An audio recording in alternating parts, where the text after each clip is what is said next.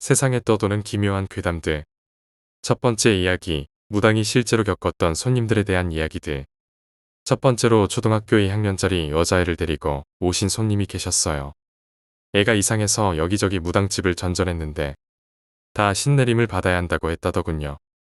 그러던 찰나 우연찮게 제 얘기를 듣고 오신 손님이었지요.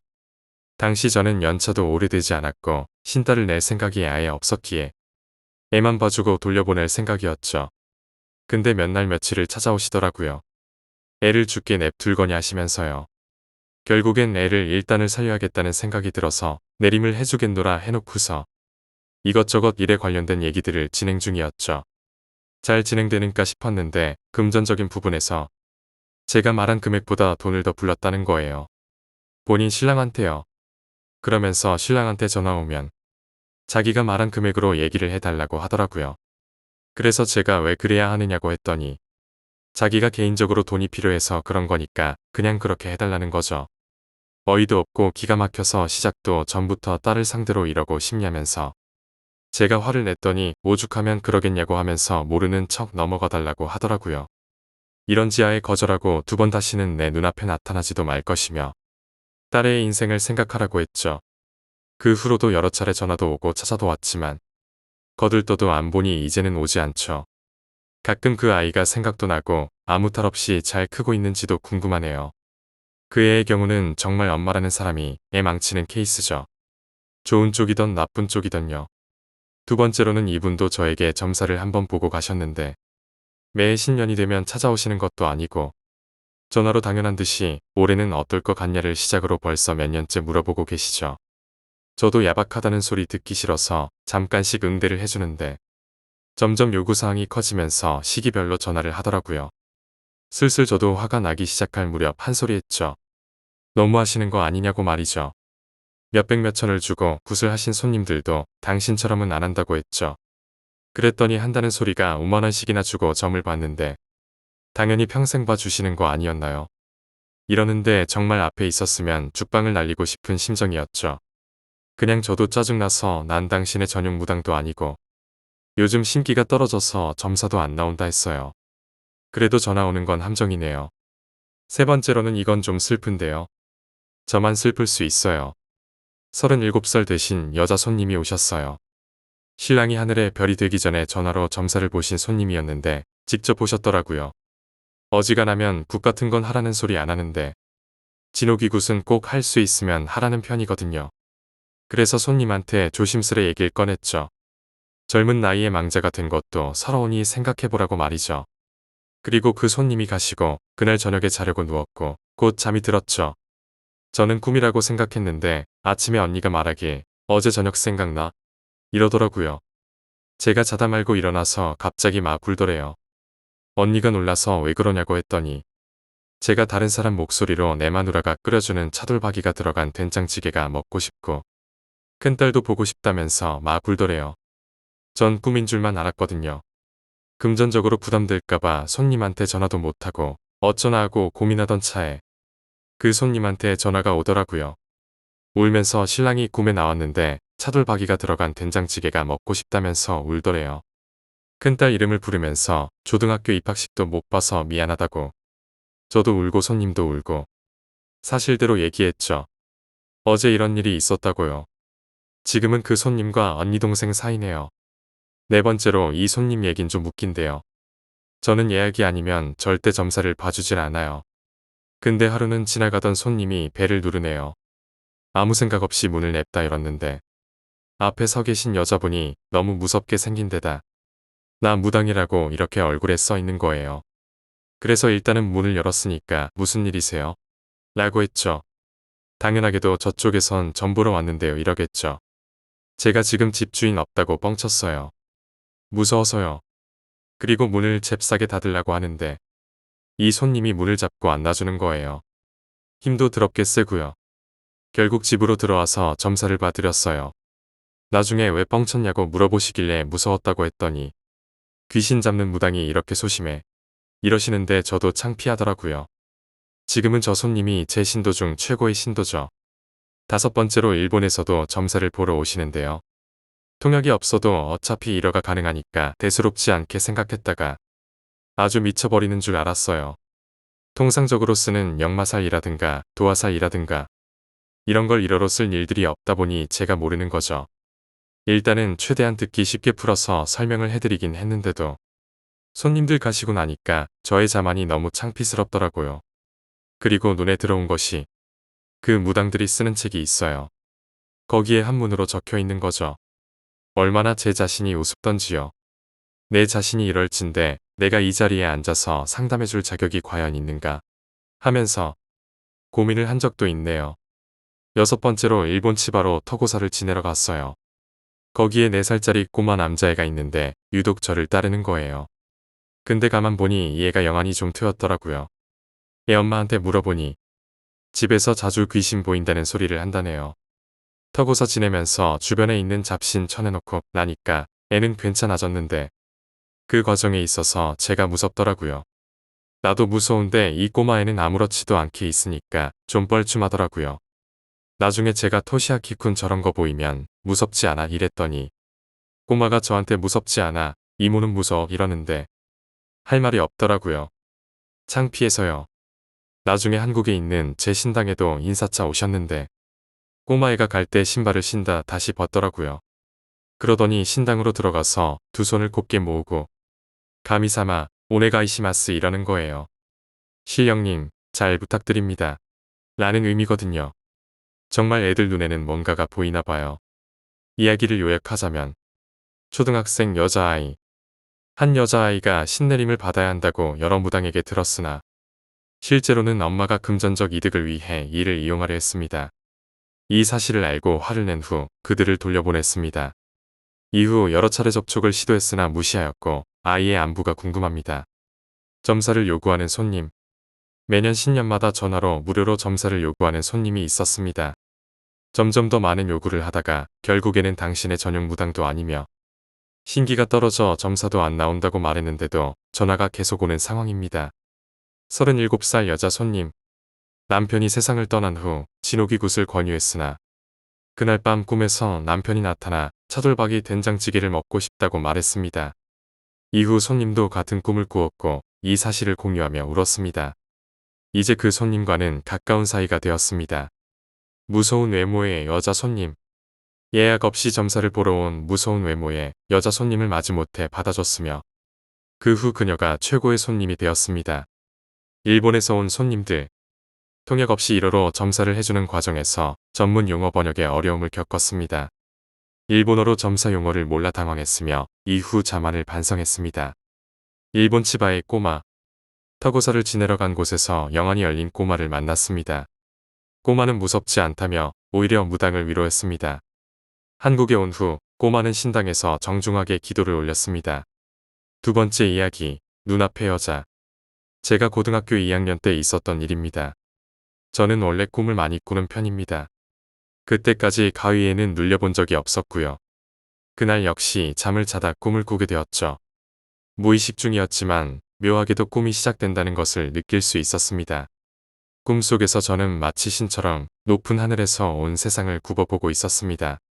그러다 제가 살던 동네를 보게 되었습니다.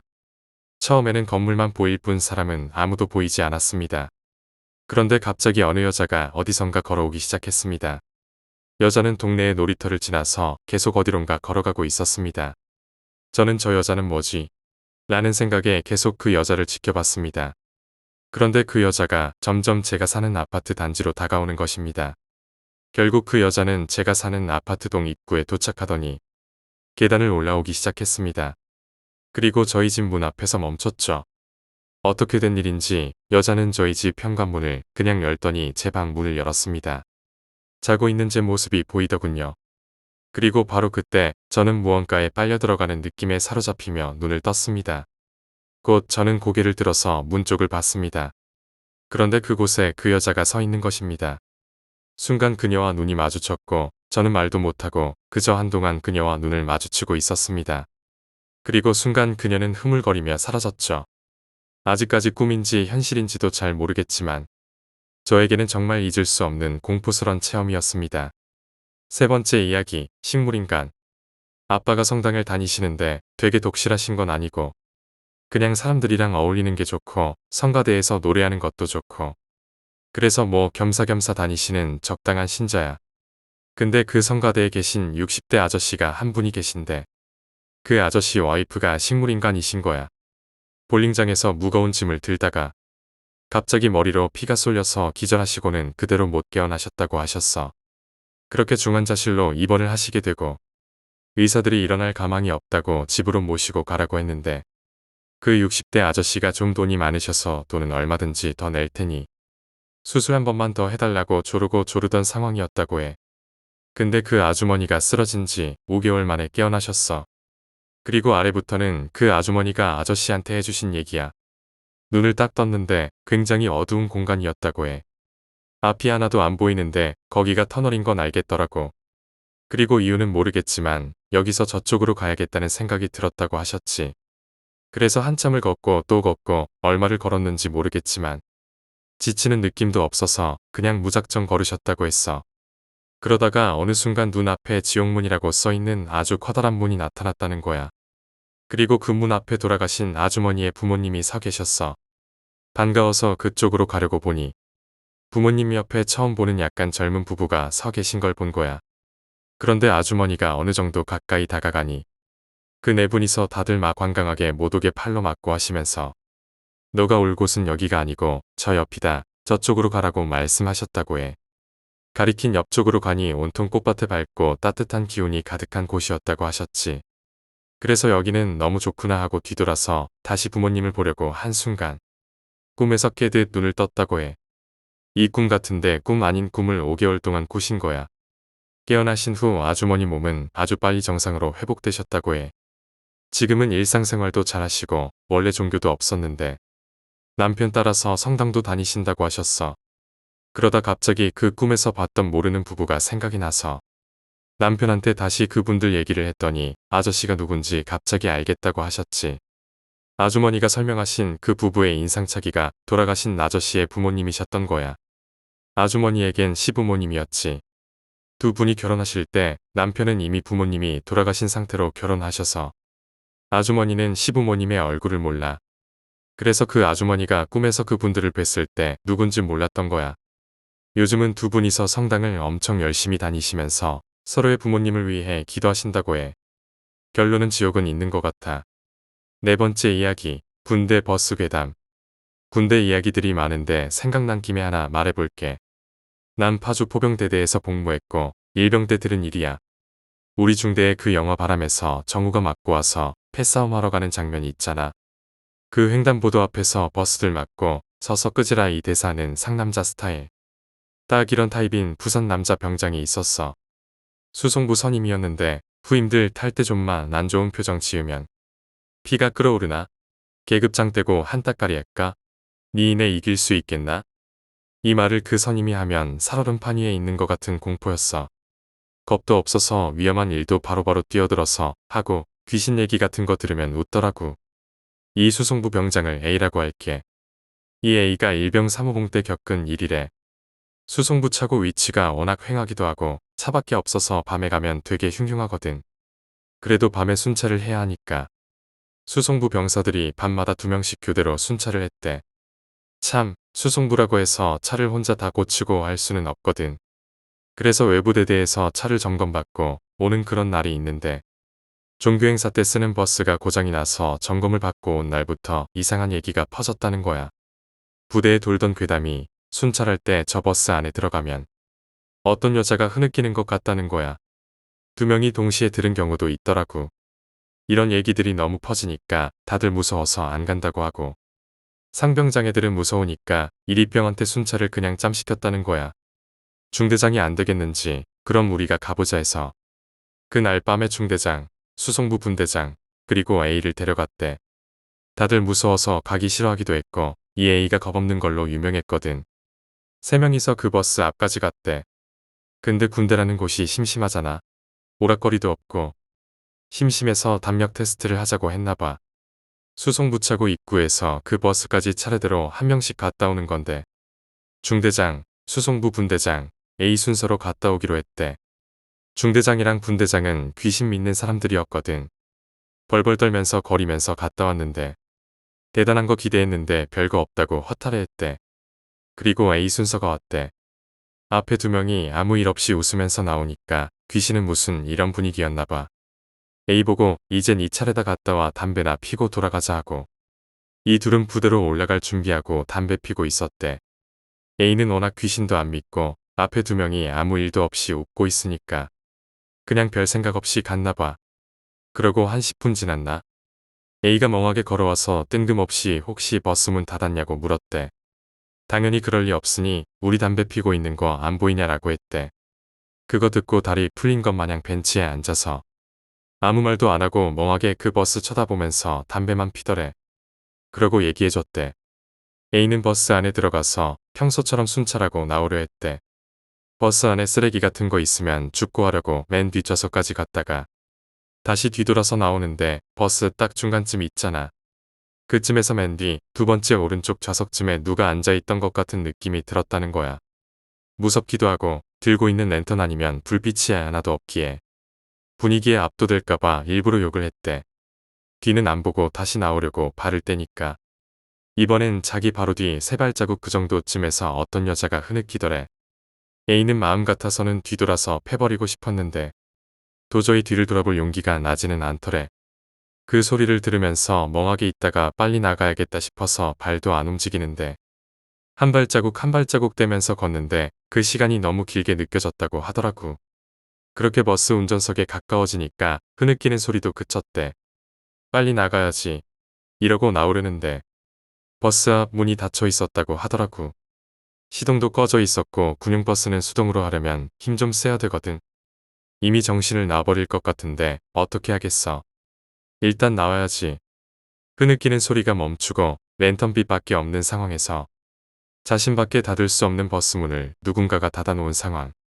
그거 열고 나오니까 다리가 후들후들거리는데 한 50m밖에 담배 피고 있는 중대장이랑 분대장 보고 뛰어오고 싶었는데 귀에서는 누가 흐느끼는 소리가 미미하게 계속 들리니까 도저히 뛸 수가 없었다고 하더라고. 그 뒤에 버스가 어떻게 됐는지는 나도 모르겠어. 저 얘기 들을 때 누가 온몸에 고무줄 씌워놨다가 위로 벗기는 거 마냥 소름이 쫙쫙 끼쳤는데 말재주가 없어서 전달을 못한 것 같아. 그냥 귀신보다 더 무서울 것 같은 선임이 저런 일 겪은 걸 얘기해주니까 나도 손발이 다 떨리더라고.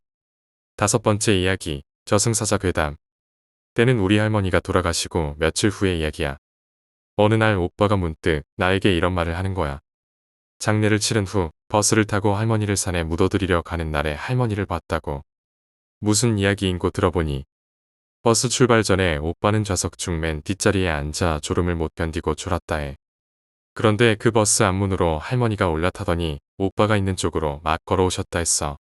앞에는 다른 가족들이 앉아서 자기들끼리 대화를 나누고 있었는데 아무도 할머니를 보지 못했고 할머니 역시 다른 사람들에게 아는 척 하지 않고 오빠에게로 곧장 왔다고 했어.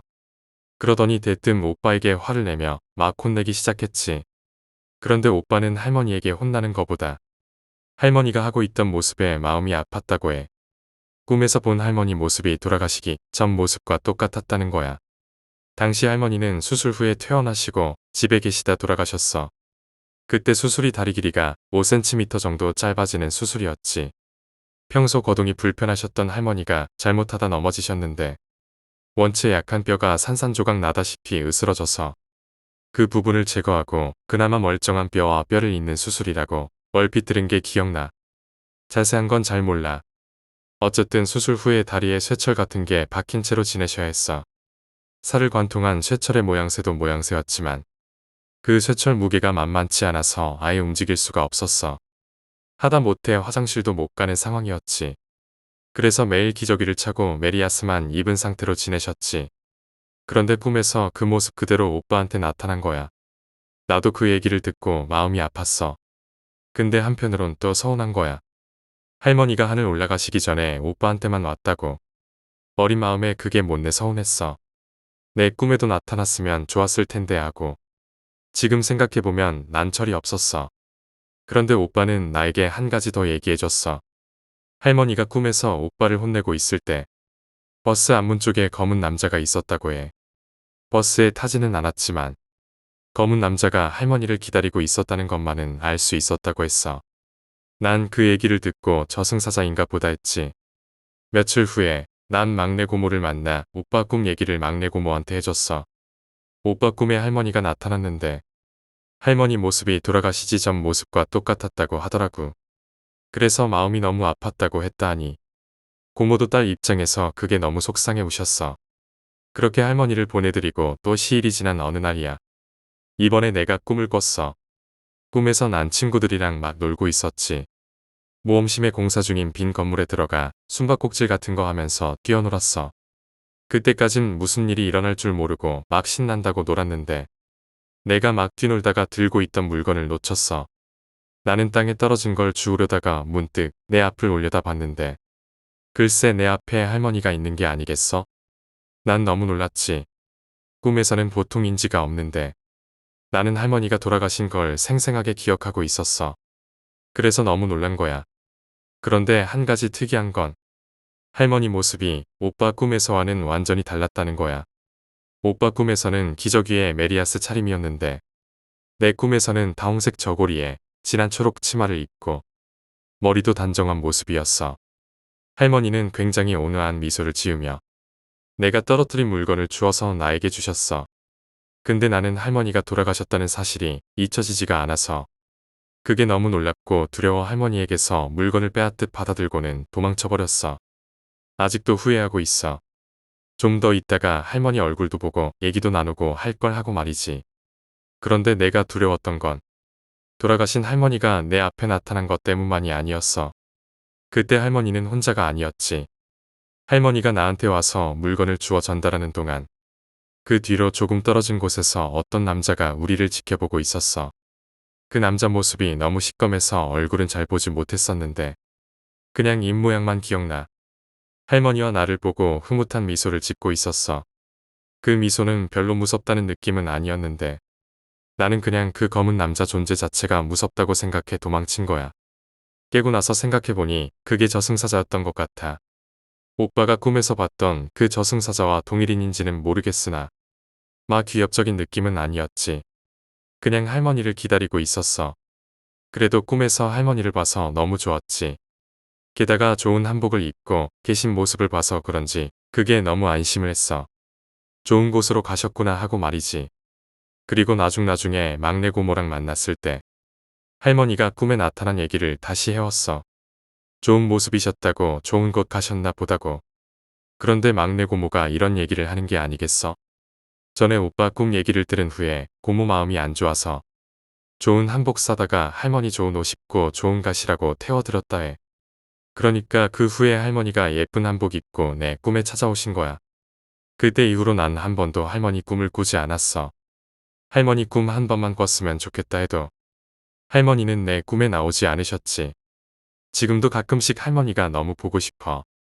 하지만 꿈에 조상님이 나오면 별로 좋지 않다고 하니까 할머니는 잘 계시겠지 하며 그럭저럭 잘 지내고 있어. 어쨌든 내가 본 저승사자는 그 꿈속에서 봤던 게 다야.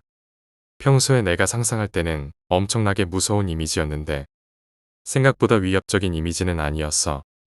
그게 설명하기 어려운데 비주얼적으로 무섭긴 하지만 느껴지는 게 나에게 해를 끼칠 것 같지가 않았어. 그 꿈에서도 할머니랑 나를 보며 기다리던 모습이 할머니를 나에게 안내해 주려고 온 안내자 같은 느낌이었지.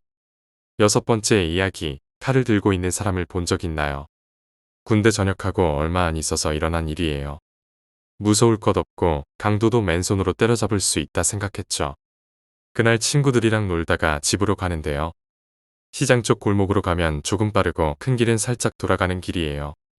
맥주 몇 잔 먹고 추우니깐 빨리 가야지 하고 골목을 걸어가는데 누가 뒤에서 계속 가래침을 뱉으면서 와요.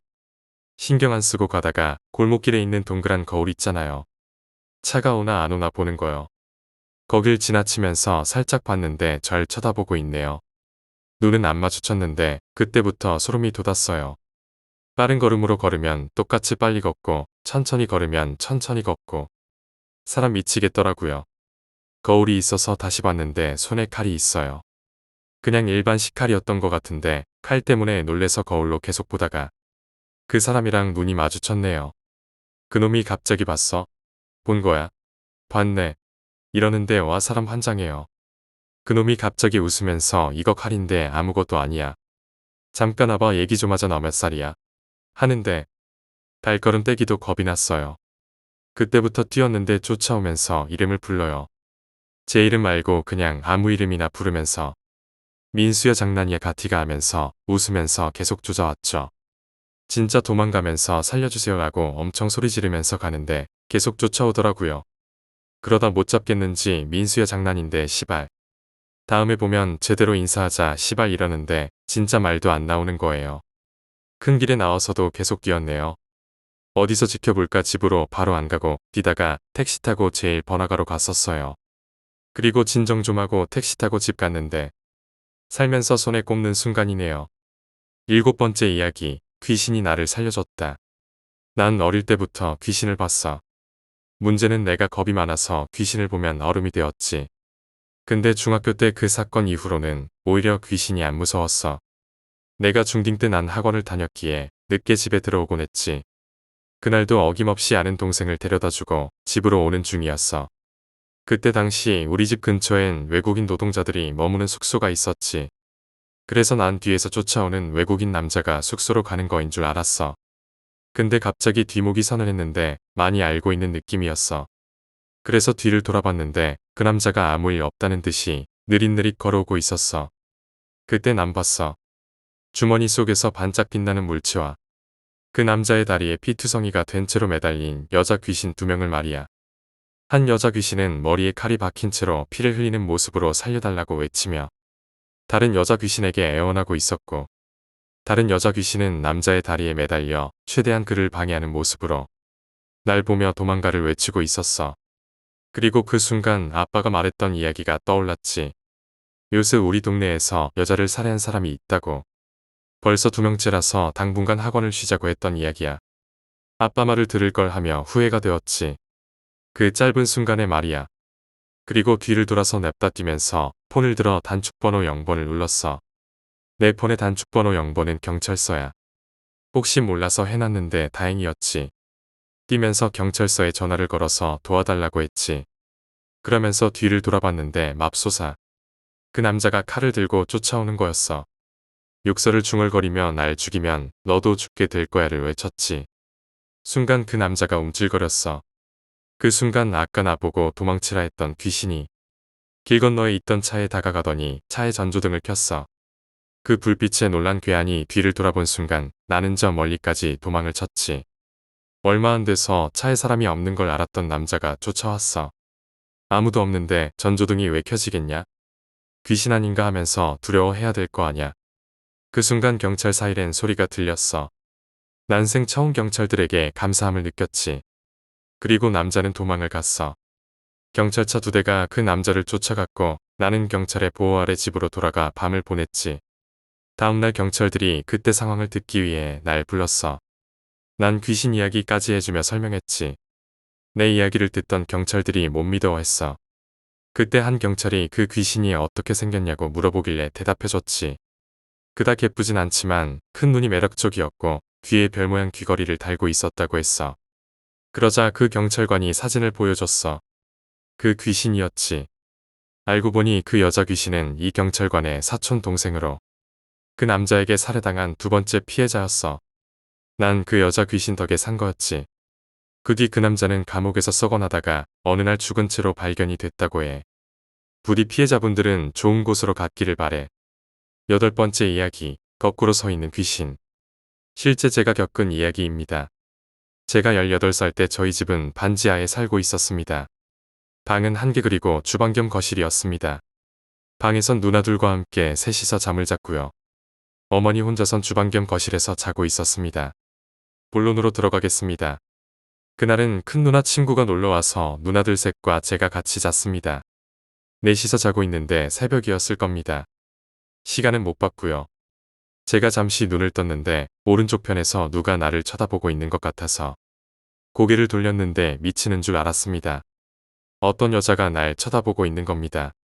제가 본 여자는 물구나무 서기를 하고 있었습니다. 차렷 자세에서 두 팔은 몸에 붙이고 머리가 땅에 닿은 상태에서 절 쳐다보고 있더라고요. 전 그 순간 고개를 돌렸습니다. 불이 꺼진 방이라 깜깜했지만 창밖에서 들어오는 불빛이 있어서 사람을 분간할 정도의 밝기였습니다. 제 왼편으로는 누나와 누나 친구가 자고 있었고요. 그런데 오른쪽으로 고개를 못 돌리겠더라고요. 너무 무서워서요. 그래도 혹시나 하는 마음에 내가 잘못 본 거겠지 하고 고개를 돌렸는데 또 쳐다보고 있는 겁니다. 너무 놀래서 욕을 하면서 불을 켰지요. 누나를 잘못 본 거겠지 할 수도 있겠지만 아닙니다. 누나는 제대로 봤습니다. 오른쪽에 누나는 자고 있었고요. 거꾸로 귀신은 누나 가슴 부위 옆쪽에서 절 마주보고 있었습니다. 전 너무 당황스럽고 무서워서 그 집에서 도망치려고 서랍들을 뒤졌습니다. 이유는 학생이라 돈이 없어서 돈을 갖고 도망치려고 옷가지들을 뒤지고 서랍들을 열었던 거죠. 돈은 없더라고요. 그래서 그냥 나가려고 방을 나왔더니 거실에서 자고 있는 어머니와 지갑이 보이더군요. 어머니 지갑을 열었습니다. 10,000원짜리가 많았습니다. 헌데 양심상 못 가져가겠더라고요. 그래서 지갑을 다시 원래 자리로 돌려놓고 밖으로 나갔습니다. 밖에서 바람 좀 쐬다가 정신이 들더군요. 다시 들어가서 방에 들어가 자리에 누웠습니다. 그런데 누나 친구가 쓱 나가더니 부모님과 통화를 하더니 집을 나가는 겁니다. 전 무슨 일인가 했지만 자고 일어났죠. 아침에 다 같이 모여 밥을 먹고 있는데 큰 누나가 이런 얘기를 하는 겁니다. 엄마 어제 우리 집에 도둑 들었었나 봐. 친구가 그러던데. 그래서 제가 그 얘기를 듣고 자초지종 설명했습니다. 내가 귀신을 봤는데 그걸 보고 정신이 잠깐 나가서 그런 행동을 했다고. 그 뒤로 일주일 뒤엔가 토요일날 어머니한테 친구네서 자고 온다고 얘기를 했습니다. 자고 집에 갔는데 어머니가 넌 어제 친구네 간다더니 안 갔어? 라고 말씀하셔서 친구네서 자고 지금 오는 건데요. 라고 답했죠. 그러자 어머니가 말씀하시길 그럼 어제 자고 있던 그놈은 누구야? 어머니가 낮에 어떤 놈이 벽 보고 등 돌리고 자고 있길래 저인 줄 알았다는 겁니다. 그러고 찜질방 가서 자고 왔다는 거라고 하시더라고요. 그 일이 있고 난 후 우리는 얼마 후 이사를 갔습니다.